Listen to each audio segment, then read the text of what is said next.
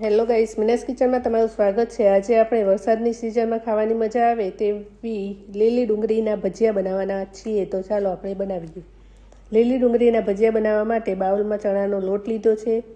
તેમાં લસણની પેસ્ટ, મરચાંની પેસ્ટ, અજમો, કટ કરેલા લીલા કાંદા નાખી તેમાં હળદર, ધાણા જીરું, સ્વાદ અનુસાર મીઠું એડ કરીને તેમાં લીલા ધાણા એડ કરીને ચમચીની મદદથી મિક્સ કરી લેવું અને પછી થોડું થોડું પાણી એડ કરીને બેટર બનાવી લેવું।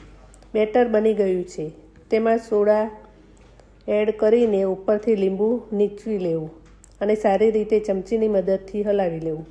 બેટર પરફેક્ટ બનીને તૈયાર છે। પછી કડાઈમાં તેલ લીધું છે, તેલ ગરમ થઈ ગયું છે।